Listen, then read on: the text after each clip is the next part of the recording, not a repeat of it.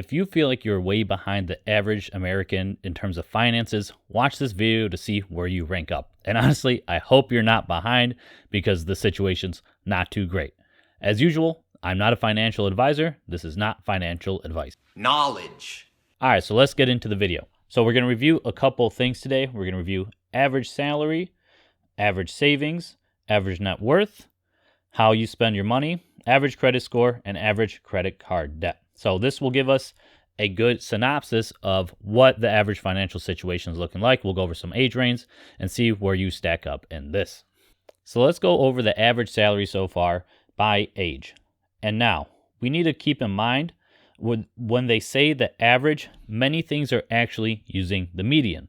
And the median is actually the middle of a list versus the average, which is the sum of all the data. And this is important because the average can sometimes get skewed if you have really large numbers or really small numbers, while the median is a better representative. Now, most of these say if it's a median or an average, so we'll keep that in mind when looking at these. So in the US, and this is from the US Bureau of Labor and Statistics, most people are going to top out in their salary about $65,000 annually, which is about $31 per hour. And that's if you make it to 54 years old. Most people are going to top around this. Now, I'm 28, will be 29 soon, and I should be making around 26. This is the median, kind of the middle of what everyone is making. So if you're not making close to your peers, it might be time to examine, what can I do to make more money? Can I advance my career? Are there any certificates I can look at? Because in 2023, honestly, if you have a family, $50,000 might not even really cut it depending on your city. 65 might not be that great either. I think we're at a time where we need to strive for more than the average because the average is really sinking far behind with the expenses of America.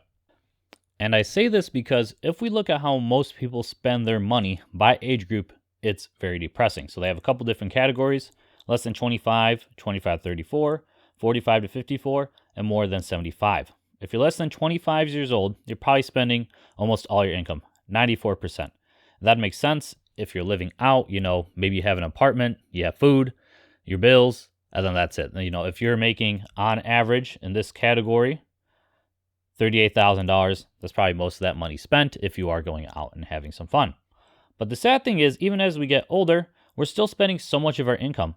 70.8% of our total income, on average $49,000 per year for 25 to 34. So even if on average you're making 52, 53 grand a year, you're spending $49,000 worth of it, how much are you saving? Are you investing anything? What is going towards your savings and Roth IRA, 401k, whatever? All your money's gone. That's not going to cut it. Either we're spending too much, not making enough, or maybe a little bit of both. 45 to 54 is when people finally start saving, but they're still spending 65% of their income. And the average salary in this was $94,000, but most of it's still going to spending, $64,781. All this money is just poof, gone. So how much are they saving? About 20 grand, which is actually pretty good per year. Over 75 years old, you're spending 95% of your total income, which would make sense. You don't know how much time you have left. You might as well start using your money, spend it, enjoy it, give it away, whatever you're going to do with your money. If you don't know what to do with your money, I'd highly check out the book, Die with Zero. It's actually changed a lot of my perspectives on what I want to do with my finances. So currently, the average American maybe will top out at $65,000 per year if you're lucky. Hopefully more if you do some career work or work on a side hustle or whatever. But you're probably going to spend 70% of that throughout your life. You're going to spend so much of that money. So how much you're really saving with taxes and your Roth IRA and 401k. So you start to have to prioritize. And this can be reflected in, we have Americans' average savings by age. Now, if we scroll down, we're just going to go to the median and the average. And this is where we talked about median and average earlier. You can see the big difference. Median account balance less than 35 is 3 grand. Average account balance is 11. So you can see the discrepancies. I'll just scroll through here, and you can see how the median is much lower. Typically, that's why I think the median is a better measurement versus the average in some scenarios. Now, I don't think savings actually accounts for much because you might have it in your checking, you might have money in investments, you might have it in properties, you might have it in the business. So the savings account, I don't think, is a great accuracy of how much money you actually have. That's why we need to look at net worth. Net worth is all your assets together minus your debts. But here, when we even look at the median net worth, Most people barely top out over 250,000 currently, while the average is much higher. You get into the millions. I think the median is a better representative for most people. And what is most likely in this median? The car, the house, and any minuscule 401k or Roth you probably have. So the question is, how are you going to live on that? Sure, you're going to get some Social Security. Yes, but outside of that, your net worth is so low. Where are you going to withdraw money from when Social Security probably doesn't cut it? Even for my age, who knows if we'll get that or not. Less than 35, it makes sense. Your net worth is so low. You probably got a lot of student loans. You probably have some other debts from purchases when you first started your career. But I think it'd be of importance to increase your net worth over time, especially if you're trying to have a smooth retirement. So as of now, average American, let's say 65,000 peak career making, very minimal savings. You're spending most of your income and you don't have a large net worth. Nice so far. Next, we got average credit score by age. This one's good, just spend responsibly, but actually I'm glad to see most age brackets have a good to very good score on average in 2022. Now, considering most people have a good credit score, many people have U.S. credit card debt. As you can see, this has been increasing since 2003, and the total credit card debt is $1.031 trillion as of Q2 2023.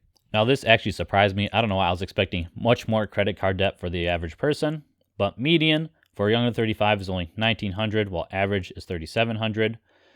Max most people have is $3,200, and that's in the 45 to 54, while the average is $7,000. So it's actually not that bad. I thought more people would be in bad credit card debt, but about half the population would have some credit card debt, especially if you're under 54 years of age.